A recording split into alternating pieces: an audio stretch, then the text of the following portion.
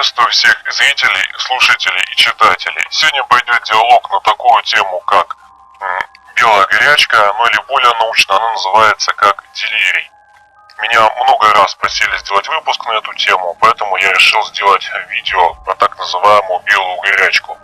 Естественно, в данном видео буду я рассматривать как классический делирий, так и некоторые виды делириев, которые, скажем так, уже больше интересуют других специалистов в медицине, нежели чем простого обывателя.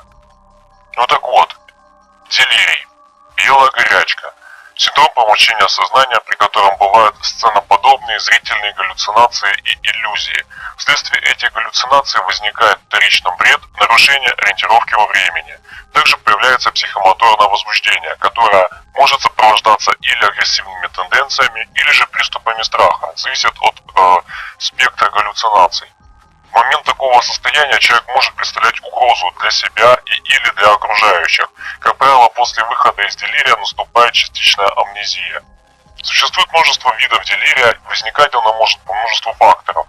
Как правило, делирий делят по глубине помрачнения сознания, сопутствующим психопатологическим расстройствам, например, шизофрения или нарушение питания кровью головного мозга, выраженности соматоневрологических нарушений, сотрясение головного мозга, интоксикация вследствие инфекции, ну и так далее, но их сочетаниями. Добавочным критерием служит и продолжительность психоза. Существуют делирии алкогольные, наркотические, инфекционные, органические, истерические, старческие, травматические, шизофренические, мусситирующие, профессиональные и так далее. Для всех делириев характерна гиперемия кожных покровов, особенности шеи и лица, окрас сменяется на желтушно-бледную, потливость, тахикардию, колебания артериального давления, атаксия. Атаксия – это полная или частичная потеря координации произвольных мышечных движений.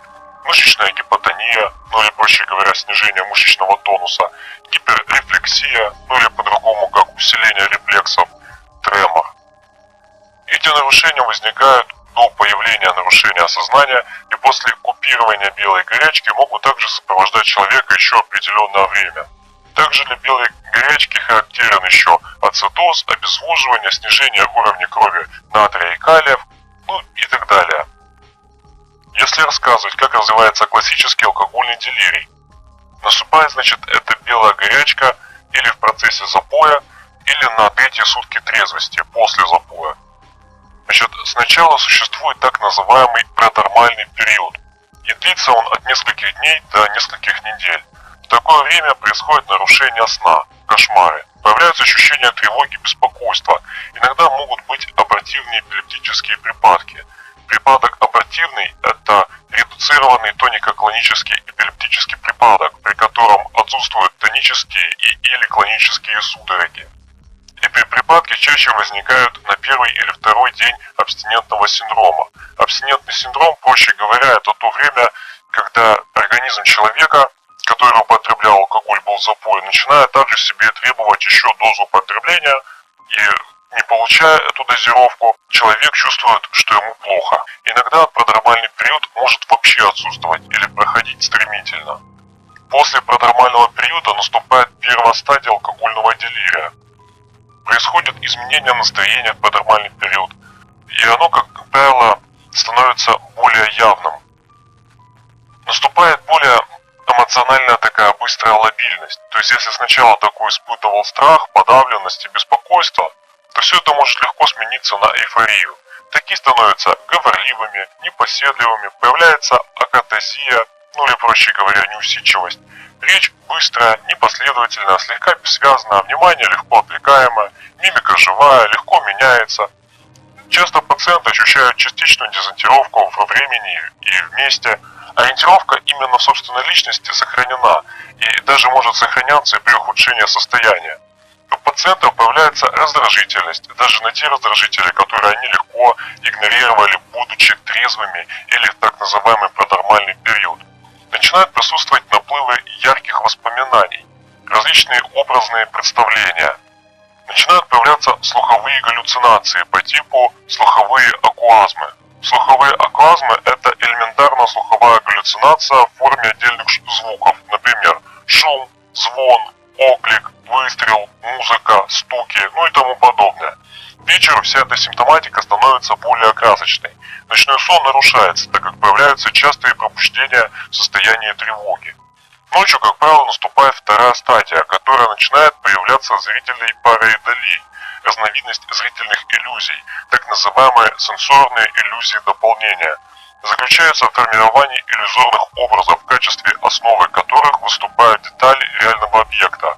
То есть человек видит краем глаза клубок ниток, и такому кажется, что это не клубок ниток, а паук. Сон также прерывистый, с устрашающими сновидениями.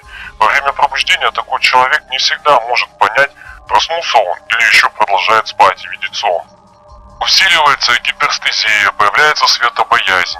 Возможны светлые промежутки в психике, когда такой приходит вроде бы как в себя, но эти светлые промежутки кратковременные. Сноподобное переживание перемешивается с состоянием относительного бодрствования с оглушенностью. Оглушение – это синдром нарушенного сознания, который характеризуется значительным повышением порога восприятия всех внешних раздражителей и сонливостью, а также замедленным образованием ассоциаций, затруднением их течения. Представления скудны, ориентировка в окружающем пространстве неполная или отсутствует, появляется заторможенность в интеллектуальной сфере, вопросы воспринимаются с трудом, ответы на них неполные и неточные. На третьей стадии алкогольного делирия наступает полное отсутствие сна. Появляются истинные зрительные галлюцинации, преобладают микроскопические множественные зрительные галлюцинации, насекомые или мелкие животные. Значительно реже возникают галлюцинации крупных объектов, например, больших животных или фантастических чудовищ. У пациента возникает мощное чувство страха и тревоги. У такого появляются сценоподобные зрительные галлюцинации. Сценоподобные галлюцинации – это видение сюжетно связанных и последовательно сменяющих друг друга галлюцинаторных сцен разного содержания, например, похороны, судилища, манифестации, драки, казни, изнасилования, ну и так далее. Такие галлюцинации могут быть бесцветными. При углублении делирия появляются галлюцинации слуховые и обонятельные, и тактильные, и термические. Галлюцинации могут быть разнообразными, по-всякому комбинироваться. Достаточно часто такими видятся зрительно галлюцинации в виде проволоки, паутины, нитей, расстройства схем тела, изменения тел в пространстве. Окружающие предметы начинают качаться или вращаться, происходит изменение чувства времени. Поведение и бредовое высказывание соответствуют сюжету галлюцинаций. Такие пациенты суетливы, в момент приступа на месте удерживаются с трудом, легко отвлекаемы, оглядываются, что-то себя стряхивают, кому-то незримому могут отвечать. Речь отрывистая, односложная, мимика экспрессивная. Фон поведения разнообразный и хаотично сменяется на недоумение, благодушие, страх, отчаяние. При делирии пациенты начинают высказывать бред с окрасом паранойи, например, бред преследования или кто-то хочет навредить физически, ну и так далее. Реже возникает бред ревности и тому подобное. В процессе третьей стадии могут также возникать светлые промежутки, когда такой пациент будто пробуждается, появляется критика, но потом эти светлые промежутки также исчезают. К вечеру и ночью третьих суток происходит усугубление зрительных и слуховых галлюцинаций. Они становятся стойкими, нарастает психомоторное возбуждение, очень высокий уровень страха и тоски. Когда человек засыпает, как правило, к утру, то наступает сопорозный сон. Сопор – это глубокое угнетение сознания с утратой произвольной и сохранной рефлекторной деятельности. В состоянии сопора больной не реагирует на окружающую обстановку, не выполняет никаких заданий, не отвечает на вопросы, если к такому человеку не будут применяться грубые раздражители по типу болевых раздражителей. На этом развитие делирия, как правило, заканчивается. Выход из такого психоза происходит или сразу после продолжительного и глубокого сна, или выход постепенный, критический. Симптомы патологические могут быть волнообразными, то улучшение, то ухудшение, и, как правило, отрицательная динамика становится все слабее и слабее, и патологическое состояние потом проходит. Свое поведение во время белой горячки сам пациент может помнить только урывками, частично. Окончание делирия сопровождается выраженной эмоционально гиперстетической слабостью. Настроение изменчивое и легко меняется на слезливость, подавливость, элемент слабодушия. У женщин, как правило, могут возникать депрессивные, субдепрессивные и астенно-депрессивные состояния, чаще, чем у мужчин. У мужчин бывают также депрессии, но бывают и гипоманиакальные состояния. После выхода из делирия у таких людей наблюдается в первые часы малая продуктивность мышления, но оно всегда достаточно последовательное, связанное. Возможно проявление резонерства на тему алкоголя, алкогольный юмор. Длительность алкогольного делирия в среднем от 2 до 8 дней. Иногда достаточно редко, у некоторых пациентов делирий может длиться до 10 дней. Это я рассказал, как проходит обычный и простой классический алкогольный делирий у среднестатистического человека в среднестатистической ситуации. Делирий же можно поделить еще на несколько видов, групп и подгрупп. Простому человеку тоже будет не так интересно и понятно, если только интересующийся не хочет узнать по каким-то своим причинам именно про определенную группу делириев. Группу делириев можно поделить на 4 большие группы. То есть первая большая группа — это так называемые редуцированные варианты делирия. Вторая большая группа, в нее указывают смешанные делирии. Третья группа, в нее указывают уже тяжелые делирии. И четвертая большая группа, в нее указывают атипичные делирии. Итак, первая группа большая, как называется, редуцированные варианты делирия. Они тоже делятся на 4 подгруппы, а именно гипногогический делирий, гипногогический делирий фантастического содержания, делирий без делирия и абортивный делирий. Итак, гипногогический делирий. Появляются яркие сценоподобные сновидения и зрительные галлюцинации при засыпании. Ухудшение состояния наступает в вечернее и в ночное время суток. Это все сопровождается эффектом удивления и нерезко выраженным страхом. Галлюцинации же могут быть различными: устрашающие картины по типу погони, так и авантюристические приключения. В ряде случаев пациент переносится в галлюцинаторно обусловленную обстановку, что означает о частичной дезориентировке. При побуждении от сна такой еще определенное время не может понять, где находится и что происходит. Этот факт также может сказываться на высказываниях и поведении пациента. Гипногогический делирий длится 1-2 ночи и может сменяться на другие виды психоза. Далее, гипногогический делирий фантастического содержания. Это все то же самое, что и гипногогический делирий, но присутствует фантастическим содержанием у больных, зрительные, чувственно яркие галлюцинации, сценоподобностью галлюцинаторных расстройств с последовательной сменностью одной сцены на другую. Особенность в том, что когда человек просыпается, то зрительная галлюцинация исчезает, но как только такой опять закрывает глаза, то галлюцинация там, где закончилась, начинает продолжаться дальше. Получается, что эпизод галлюцинации будто не прерывается. Далее, делирий без делирия. Это белая горячка, при которой отсутствуют галлюцинации и бред. Возникает такое состояние остро, в основном преобладает неврологическая симптоматика: отечность, потливость, грубый тремор, нарушение координации, атаксия. Постоянно такой пациент ощущает чувство страха и тревоги. Также такой пациент суетлив, внимание рассеяно, суждение непоследовательно, и такой всегда в ажиотации. Такое состояние может длиться от 1 до 3 суток. Как правило, или человек выходит из такого состояния после глубокого сна, или такой психоз переходит в другую форму. Далее, абортивный делирий. Паранормального периода у этого делирия обычно нет. Можно наблюдать или зрительные иллюзии, или мелкие зрительные галлюцинации. Из других галлюцинаторных расстройств обычно наблюдают или акуазмы, отдельные шумы, звуки, музыку, или так называемые фонемы. Минимальная мыслеразличительная единица языка, то есть искажение некоторых звучаний слов. При таких состояниях также характерны страх и тревога. Бредовые расстройства есть, но их всегда можно логически переубедить. При абортивном делирии у пациентов может сохраняться самокритика к своему состоянию, даже в момент галлюцинаций.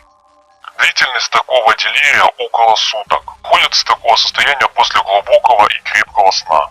Второй блок, большой, под названием смешанные делирии, он тоже делится на несколько подгрупп. Значит, первая подгруппа — это систематизированный делирий, вторая подгруппа — это делирий с выраженным вербальными галлюцинациями, третий подвид — это пролонгированный или хронический делирий. Систематизированный делирий. Начало его развивается точно так же, как и классический алкогольный делирий. Первые и вторые стадии абсолютно точно такие же. А вот на третьей стадии начинают преобладать множественные сценоподобные зрительные галлюцинации, По содержанию доминируют сцены преследования, в которых пациент является главным действующим лицом, которому хотят навредить физически или даже убить.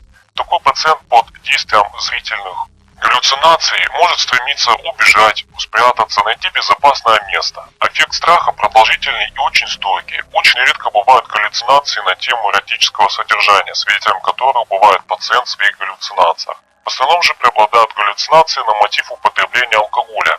В такие моменты пациент испытывает любопытство или удивление. Зрительные галлюцинации переплетаются с различными зрительными иллюзиями. Параидолия. Параидолия заключается в формировании иллюзорных образов, в качестве основы которых вступают детали реального объекта. Это ложное узнавание, ложные постоянно меняющиеся ориентировки на местности. Передовые высказывания идут по сюжету зрительных галлюцинаций и иллюзий и быстро меняются вместе с сюжетом галлюцинаций. Помрачение сознания не достигает глубокого уровня. При выходе из психоза пациент может вспоминать или предсказать то, что видел в момент галлюцинаций. Неврологические и вегетативные особенности без глубоких нарушений. Как правило, пациент выходит из такого состояния, и выходит он из него от нескольких дней до недели. А если состояние приобретает более затяжной характер, может выходить из такого делирия больше недели и приходит в норму такой постепенно, летический, с резидуальным бредом. Резидуальный бред – это бред, остающийся в неизменном виде после исчезновения других проявлений болезней и восстановления к ним критического отношения. Ну, например, когда человек видел в момент такого делирия какую-то галлюцинацию, там какое-нибудь там, например, Божье откровение, и он действительно считает, что то, что ему было показано, это действительно имеет место быть, это действительно было какое-то откровение. Ну, это так, например. Далее, делирий с выраженным вербальными галлюцинациями. При таком делирии есть не только галлюцинации термические, зрительные, тактильные, галлюцинации нарушения форм тела. Появляются и присутствуют постоянные вербальные галлюцинации. Вербальные галлюцинации – это слуховые галлюцинации, и это разновидность галлюцинаций, проявляющая себя как голос или голоса, произносящие фразу, оклик или достаточно длинную речь. Голос может быть мужским, женским или детским. Самые опасные вербальные галлюцинации те, которые слышатся человеку в виде приказа что-либо сделать, или их еще называют как голоса императивного характера. Содержание галлюцинаций всегда угрожающего характера. У пациента преобладают такие эмоции, как страх, тревога и напряжение. Пациент высказывает бредовые мысли, но аргументации, подкрепляющей своих утверждений, такой пациент привести не может. Такой пациент растерян, утверждает, что происходящее с ним – это инсценировка, что все окружающие люди заменены на похожих двойников. По логике пациента все люди – это клоны настоящих людей. Несмотря на такие высказывания, пациент с трудом, но ориентируется в месте и во времени. Сама-то неврологическая симптоматика выражена достаточно слабо.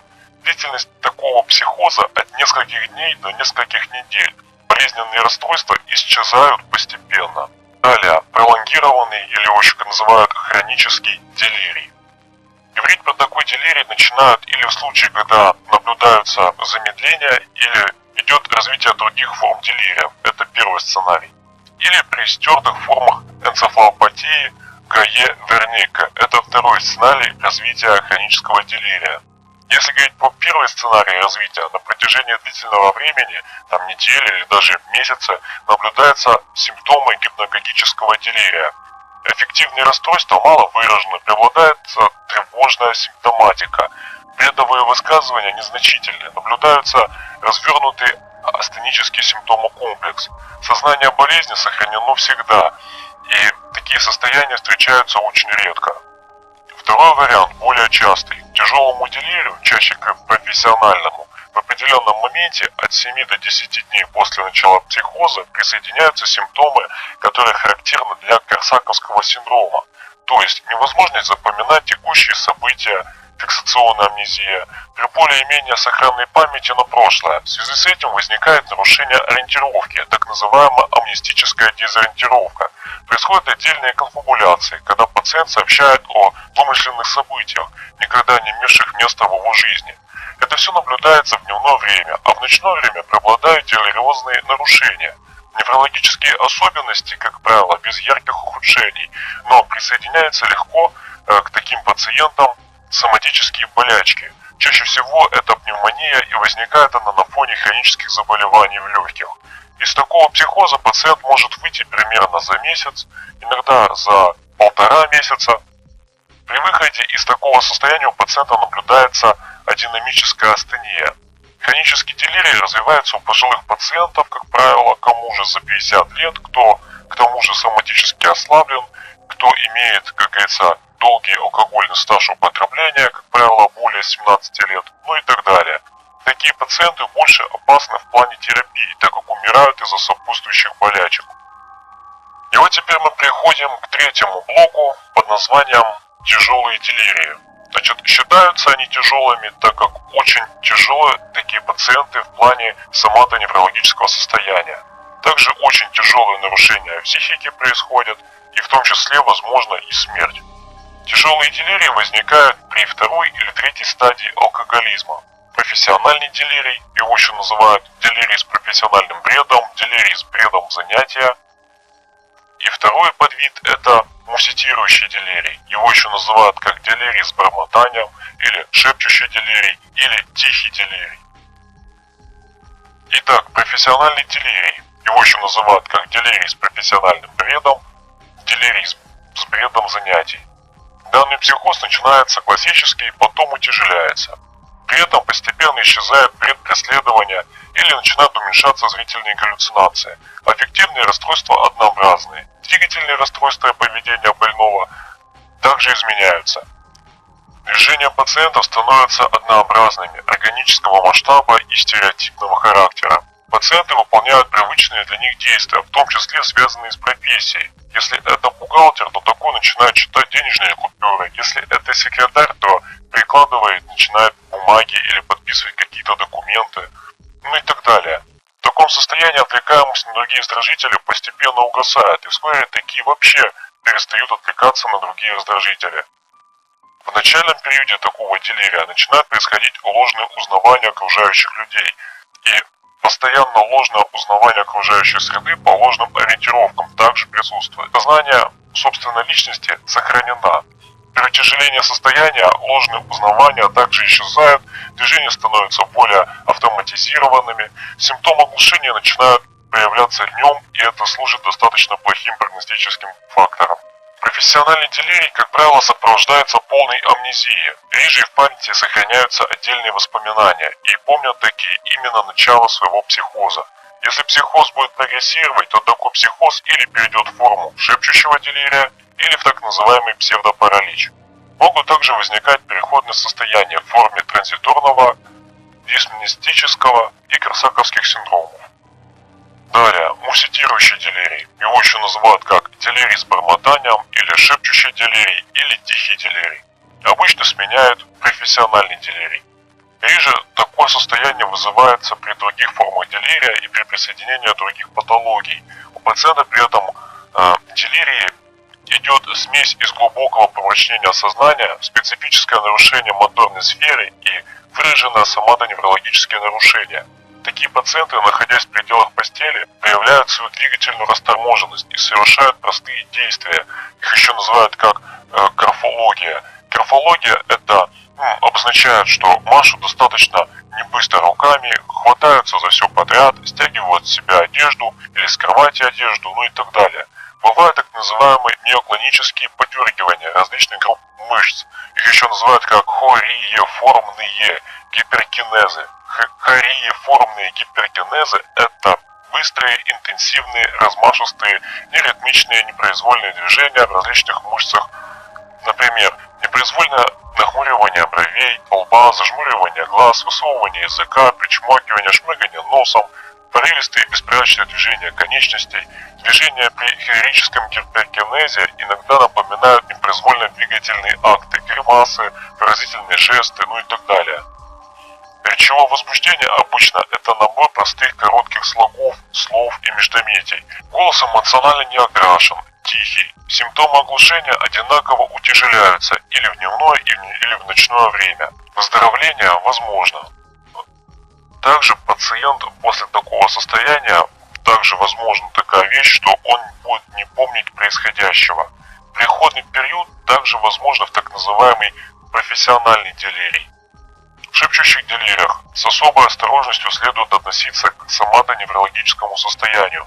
Отмечают у таких пациентов тахикардию, падение артериального давления, вплоть до галоптоидных состояний, глухие сердечные тоны, гипергидроз, уменьшение выделяемой мочи до полного отсутствия мочи. Это является также очень плохим признаком. Также легко возникают подкожные гематомы, так как большая часть сосудов, они хрупкие, и также идет нарушение свертываемости крови. Также повышается у таких пациентов температура тела почти под 40 градусов, появляется тахипноя, поверхностное прерывистое дыхание, неврологические нарушения мышечного тонуса, тремор, нарушение координации, ригидности мышц затылка, возможно недержание мочи и кала. Это также является плохим прогностическим признаком. Смертность от такого делирия именно по официальной заниженной статистике до 2%. Умирают во время этой белой горячки от сопутствующих болячек, воспаления легких, сердечно-сосудистой недостаточности, отек головного мозга. На благоприятный исход в данном делирии также большую роль играет возраст, количество случаев делирия ранее, сколько длится этот шепчущий делирий, как правило, и через сколько дней из такого пациент состояния выходит, лично я информации также не нашел. Последний заключительный блок делириев, который называется как атипичный делирий.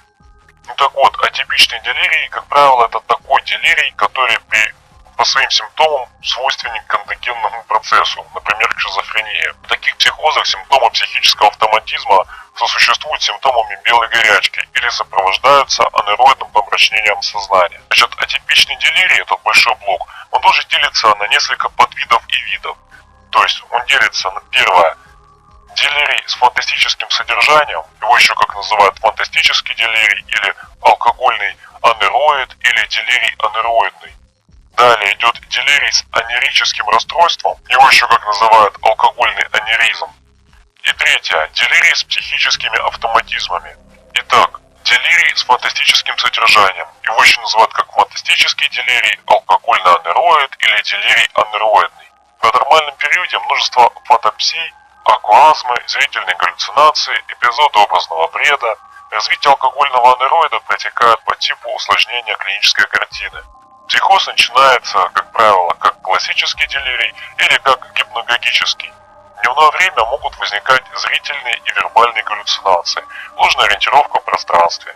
На вторые и третьи сутки происходит, обычно в ночное время, и идет ухудшение состояния. Возникают уже сценоподобные зрительные и вербальные галлюцинации, наблюдаются бредовые расстройства фантастического содержания, множественные ложные узнавания, двигательное возбуждение с потерей координации. Галлюцинации имеют сюжет фантастического характера с устрашающим элементом, например, война или картина ада.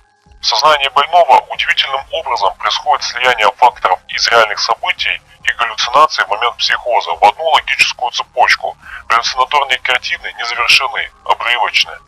Тоже в момент такого состояния отмечается интересное наблюдение. Когда пациент в психозе с открытыми глазами, то такой пациент именно является зрителем в своих галлюцинациях. Если же пациент с закрытыми глазами, то такой становится в своих галлюцинациях непосредственно действующим лицом. Также у пациентов в момент психоза возникает ощущение, что они очень быстро перемещаются в пространстве. Когда происходит учащение сценоподобных галлюцинаций, то нарастает общее состояние обездвиженности и сонливости. Такое состояние напоминает ступор или субступор. Больной все же способен отвечать на вопросы, и то после многократных повторений. Отвечают такие пациенты односложно. Такие пациенты называют правильно свою личность, но не ориентируются в пространстве и во времени. Также при таких психозах бывает двойная ориентировка. Это сплав из реальных ориентиров и из ложных ориентиров. Мимика. В начале психоза преобладают ноты страха, потом это сменяется все на безэмоциональность, и потом застывшее выражение лица сменяется на что-то среднее между удивлением и любопытством. Длительность психоза от нескольких дней до недели. Выход из такого психоза происходит критически после так называемого глубокого сна. Пациенты еще долгое время вспоминают свои галлюцинации, и такой пациент может рассказать о них во всех деталях. Далее, делирий с анерическими расстройствами, алкогольный анеризм. Отличается небольшой глубиной помрачнения сознания и с точки зрения галлюцинации при этом чуть лучше, чем состояние при том же самом анероидном делирии. С самого начала галлюцинации носят яркий характер. При делирии с анерическими расстройствами не бывает псевдогаллюцинации обыденного содержания. Слабо выражены психические автоматизмы. Психические автоматизмы – это предовые идеи воздействия психического и физического характера и чувство отчужденности, неестественности, сделанности собственных движений, поступков и мышления, ну и псевдогаллюцинации. Психоз такой заканчивается через 6-7 суток от начала и выходит из такого состояния пациент, как правило, после глубокого сна. Далее, делирий с психическими автоматизмами. Возникает как осложнение классического делирия. Автоматизмы бывают 3 видов, и считается, что все 3 вида одновременно у пациента быть не могут, максимум только 2 вида одновременно. Это такие автоматизмы, как правило, это сенсорные, моторные и идиаторные. Сенсорные автоматизмы могут представлять собой интерпретацию реальных патологических ощущений, связанных с вегетативными и неврологическими, например, как полиневропатией, расстройствами, которые больные истолковывают как специально вызванные. При прогрессировании психоза такие пациенты утверждают, что на них воздействуют на расстоянии при помощи гипноза, радиации, магии, по типу проклятия, порчи и так далее, но без объяснений и уточнения их происхождения и цели применения. Моторный автоматизм основывается на фоне ощущений во время психоза. Такие пациенты высказывают, что их организм видоизменяется, мутирует или кто-то проводит опыты, и поэтому организм видоизменяется, ну и так далее. Якобы что-то происходит в их организме с внутренними органами. Органы или исчезают, или внутренние органы были украдены, или орган был заменен на другой орган, ну и так далее. Пациент не только видит, но и ощущает так называемое воздействие. И также видит результаты этого воздействия. Одновременно физическому воздействию и превращению подвергаются и окружающие одушевленные и неодушевленные предметы. Идиаторные автоматизмы, когда пациенту кажется, что все вокруг нереально. Якобы кругом одни актеры. Все реальные действия, которые происходят, это так происходит только в кино. Также есть убеждение у пациента, что мысли пациента читает кто-то на расстоянии и наоборот, якобы кто-то присылает в голову пациента чужие мысли. При выходе из психоза сначала исчезают эти автоматизмы, как правило, психоз проходит через 1,5, ну максимум 2 недели. В следующий раз я расскажу про такое явление, как алкогольный галлюциноз. Его еще называют как галлюцинаторное помешательство пьяниц или как алкогольный галлюцинаторный бред. Подписывайтесь на канал на YouTube, подписывайтесь на мою страницу ВКонтакте, вступайте в паблик ВКонтакте «Стоп, употреблению». Спасибо за просмотр.